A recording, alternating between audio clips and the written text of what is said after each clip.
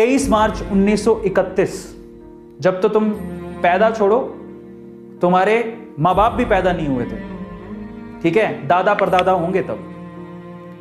23 मार्च 1931 एक ऐसा दिन जहां पर तुम इस युवावस्था में 12वीं के एग्जाम की टेंशन लेते हो, शादी की टेंशन, गर्लफ्रेंड की टेंशन, बॉयफ्रेंड की टेंशन, देश तो दूर की बात है, देश के लिए कौन सोचे, सही है। 23 मार्च 1931 को 23 साल के एक युवा भगत सिंह को, सिर्फ 23 साल के थे वो, सिर्फ 23 साल के, 23 साल के एक युवा भगत सिंह को फांसी के फंदे पर लटका दिया गया था, शहादत हुई थी उनकी। और वो भी पता है, सोचो कि किसको 23 साल की उम्र में फांसी लग रही हो, कैसा एटीट्यूड होगा, रो रहा होगा, मम्मी पापा तुम्हारे तो फांसी, तो तुम्हें तो चोट लग जाए तो हम रोने लग जाते हैं। वो हंस रहे थे। सोचो जिसको पता लग जाए कि 23 साल की उम्र में तुम्हें फांसी होने वाली है, उनको पता था कि उनको फांसी होने वाली है, क्योंकि ऐलान हो चुका था कि उन्हें फांसी होगी। इनफैक्ट फांसी 24 मार्च को होने वाली थी, लेकिन अंग्रेज इतना डर गए थे कि क्योंकि इतना ज्यादा अपोज आ रहा था कि भगत सिंह जी को छोड़ो, भगत सिंह को छोड़ो। 2 लोग और थे, राजगुरु, सुखदेव, ये 3 लोगों को फांसी होनी थी 24 मार्च को। इतना ज्यादा अपोज आ रहा था कि उनको 23 मार्च की शाम को ही उनको फांसी चढ़ा दिया गया, सिर्फ 23 मार्च के। और पता है कैसे फांसी चढ़े? हंसते हुए। किसी को हंसते हुए फांसी चढ़ते देखा है?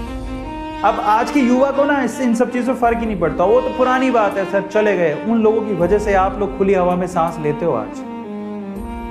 और पता है आपको, जिस वक्त उनको फांसी देने वाले थे, मतलब उनको बुलाने आए थे, चलो तुम्हें फांसी देनी है, बुक पढ़ रहे थे, वो किताब पढ़ रहे थे बैठ के।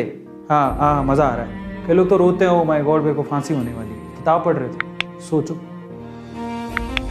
और उनके साथ क्या किया पता है तुम्हें?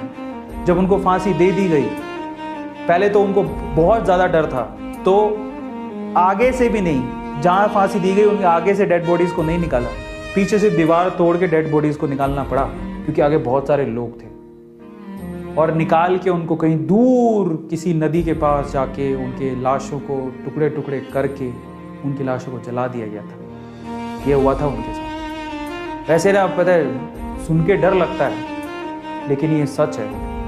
अब सोचो कि जिनके साथ हुआ उनके साथ क्या था। ऐसे शहीदों को सलाम करने का मन नहीं करता।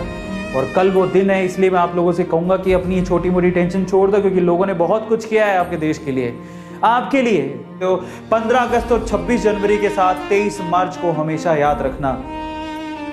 हमें अपने इतिहास को कभी नहीं भूलना, याद रखना इस बात को, हमें अपने इतिहास को कभी नहीं भूलना है। याद रखोगे? बहुत जरूरी है, बहुत जरूरी है।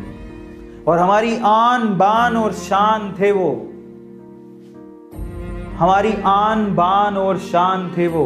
23 मार्च 1931 को अगर ये ना हुआ होता तो 1947 तक हम आजाद नहीं होते। समझ में आया?